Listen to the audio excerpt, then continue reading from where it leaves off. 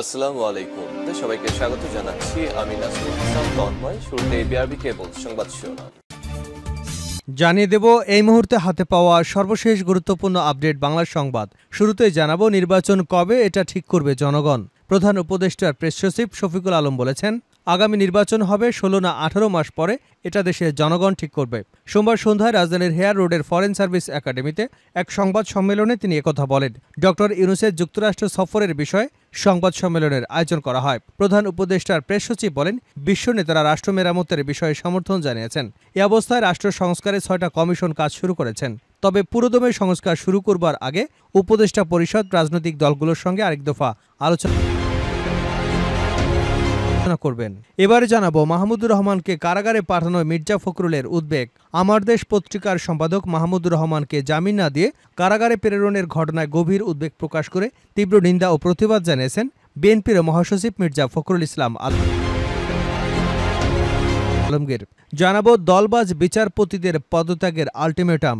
শেখ হাসিনা সরকারের আমলে নিয়োগকৃত দলবাজ দুর্নীতিবাজ হিসেবে চিহ্নিত বিচারপতিদের পদত্যাগের দাবিতে আলটিমেটাম দিয়েছেন সাধারণ আইনজীবীরা।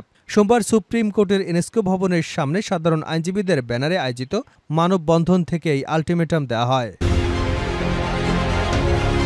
এবারে থাকছে জানুয়ারিতে শুরু হবে বাড়ি বাড়ি ভোটার তালিকা হালনাগাদ কার্যক্রম। আগামী বছরের প্রথম মাস জানুয়ারি থেকে সারা দেশে বাড়ি বাড়ি ভোটার তালিকা হালনাগাদ কার্যক্রম শুরু হবে বলে জানিয়েছেন নির্বাচন কমিশন সচিব শফিউল আজিম।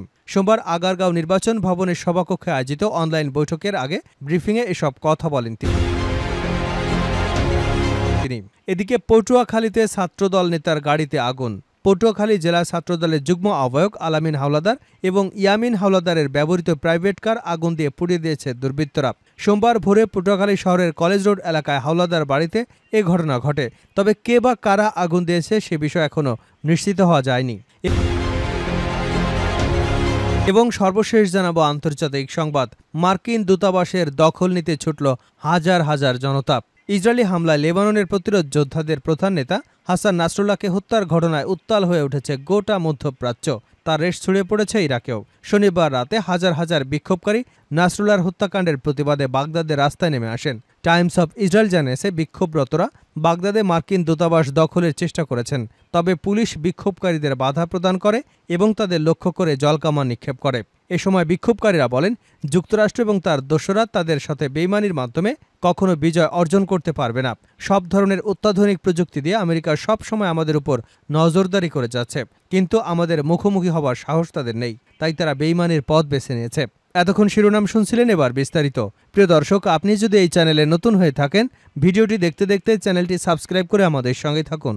আর এই ভিডিও সম্পর্কে আপনি আপনার মূল্যবান মতামতটি কমেন্ট বক্সে জানিয়ে দিন। আর হ্যাঁ প্রিয় দর্শক, জানিয়ে দিন ভিডিওটি কোথা থেকে দেখছেন।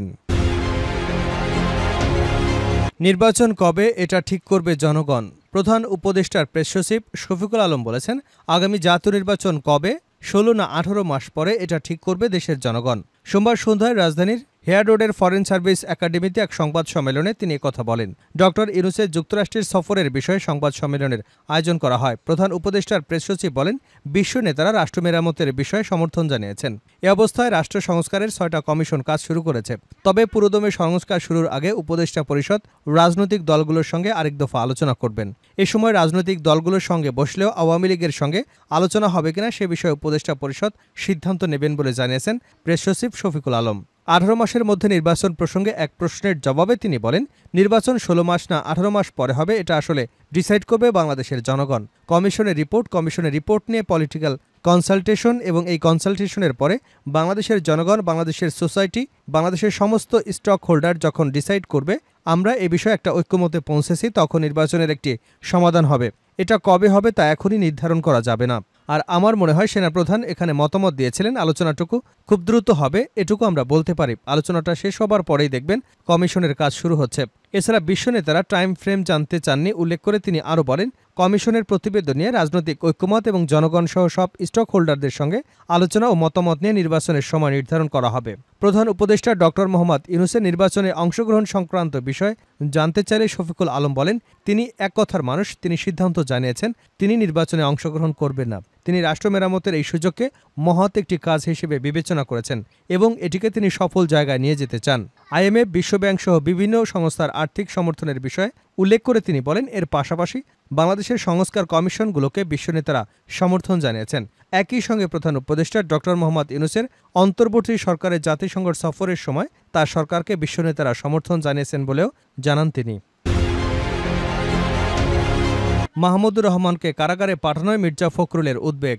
আমার দেশ পত্রিকার সম্পাদক মাহমুদুর রহমানকে জামিন না দিয়ে কারাগারে প্রেরণের ঘটনায় গভীর উদ্বেগ প্রকাশ করে তীব্র নিন্দা ও প্রতিবাদ জানিয়েছেন বিএনপির মহাসচিব মির্জা ফখরুল ইসলাম আলমগীর।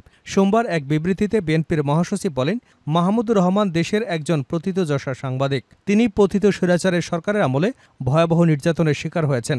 শারীরিকভাবে তাকে আক্রমণ করে রক্তাক্ত করা হয়েছে। ফ্যাসিবাদের হিংস্র আক্রমণে তাকে দমাতে না পেরে তার জীবনকে বিপন্ন করবার চক্রান্ত করা হয়েছে। গণতন্ত্রের পক্ষের সাহসী ক্ষুরধার লেখনির জন্যই শেখ হাসিনা তাকে ব্যক্তিগতভাবে ধ্বংস করবার চেষ্টা করেছেন।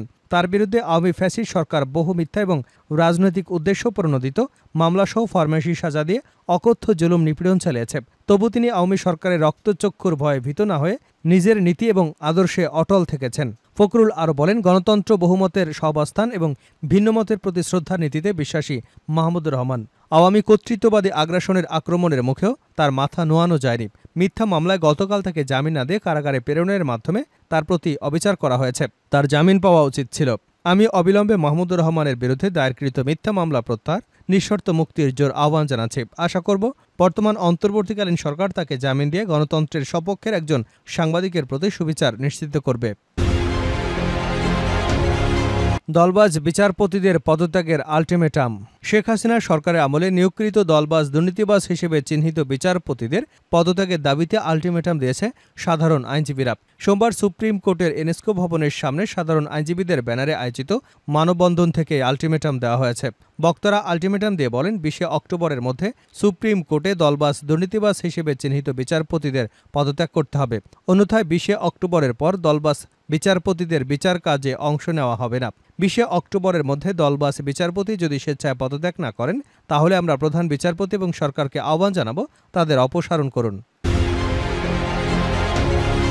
জানুয়ারির শুরুতে হবে বাড়ি বাড়ি ভোটার তালিকা হালনাগাদ কার্যক্রম। আগামী 2025 বছরের প্রথম মাস জানুয়ারি থেকে সারা দেশে বাড়ি বাড়ি ভোটার তালিকা হালনাগাদ কার্যক্রম শুরু হবে বলে জানিয়েছেন নির্বাচন কমিশন সচিব শফিউল আজিব। সোমবার আগারগাঁওয়ে নির্বাচন ভবনের সভাকক্ষে আয়োজিত অনলাইন বৈঠকের আগে ব্রিফিংয়ে এসব কথা বলেন তিনি। ইসি সচিব বলেছেন, 2009 সালের ভোটার তালিকা আইন অনুযায়ী জানুয়ারিতে বাড়ি বাড়ি তালিকা হালনাগাদ শুরু হবে। এই সময়টা এখনও আসেনি। আমাদের রুটিনে আছে 2রা জানুয়ারি থেকে এটি শুরু করা হবে। এখন প্রতিদিনের হালনাগাদ করছি। কমিশনের অনুমোদন ছাড়া সেটা ঘোষণা করবেন কিনা বা হবে কিনা এমন প্রশ্নের জবাবে ইসি সচিব বলেন, এটা কমিশনের কাজ, সুতরাং বাড়ি বাড়ি গিয়ে ভোটার তালিকা হালনাগাদ করার সিদ্ধান্ত কমিশন নেবে। এখন তো আইনে আমার লিগ্যাল অথরিটি নেই।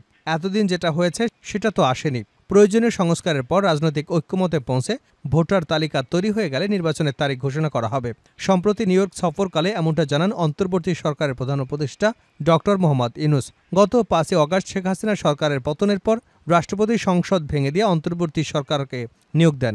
সংসদ ভেঙে যাবার পরবর্তী 90 দিনের মধ্যে নির্বাচন করবার সাংবিধানিক বাধ্যবাধকতা রয়েছে। সেই সময় শেষ হবে আগামী 4 নভেম্বর। এদিকে অন্তর্বর্তী সরকার দায়িত্ব নেবার পরপরই পদত্যাগ করেছেন কাজী হাবিবুল আউয়াল নেতৃত্বাধীন নির্বাচন কমিশন। এর আগে প্রধান নির্বাচন কমিশনার আলোচনার জন্য কাউকে পাওয়া যাচ্ছে না। উল্লেখ করে পত্রিকায় লেখা কলামে সাংবিধানিক সংকট উত্তরণে বেসামরিক ফরমান জারির আহ্বান জানান তিনি। সেখানে বলেন, সংবিধানে উল্লেখিত মেয়াদের মধ্যে ভোটের আয়োজন না করলে নির্বাচন কমিশনের মৃত্যুদণ্ড হওয়ার বিধান রয়েছে। এরপর গত 5 সেপ্টেম্বর তিনি সহ পুরো কমিশন পদত্যাগ করেন। বর্তমানে কমিশনহীন ইসিতে আইনে নির্ধারিত রুটিন কাজগুলোই করছে ইসি সচিব শফিউল আজিম। আইন অনুযায়ী কমিশনের অনুমোদন ক্রমে প্রতি বছর 2রা জানুয়ারি থেকে বাড়ি বাড়ি গিয়ে ভোটার তালিকা হালনাগাদ কার্যক্রম পরিচালনার বিধান আছে। এক্ষেত্রে তথ্য সংগ্রহের পর যাচাই বাছাই, দাবি আপত্তি নিষ্পত্তির পর চূড়ান্ত ভোটার তালিকা 2রা মার্চ প্রকাশের বিধান রয়েছে। এক্ষেত্রে জানুয়ারিতে বাড়ি বাড়ি গিয়ে ভোটার তালিকা হালনাগাদ করতে হলে তার আগেই নিয়োগ দিতে হবে নতুন কমিশন।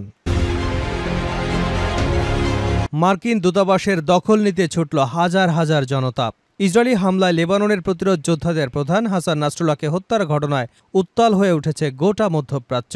তার রেশ ছড়িয়ে পড়েছে ইরাকেও। শনিবার রাতে হাজার হাজার বিক্ষোভকারী নাসরুল্লাহর হত্যাকাণ্ডের প্রতিবাদে বাগদাদের রাস্তায় নেমে আসেন। টাইমস অফ ইসরায়েল জানিয়েছে, বিক্ষোভরতরা বাগদাদে মার্কিন দূতাবাস দখলের চেষ্টা করেন। তবে পুলিশ বিক্ষোভকারীদের বাধা প্রদান করে এবং তাদের লক্ষ্য করে জলকামান নিক্ষেপ করে। এ সময় বিক্ষোভকারীরা বলেন, যুক্তরাষ্ট্র এবং তার দোসররা তাদের বেইমানির মাধ্যমে কখনো বিজয় অর্জন করবে না।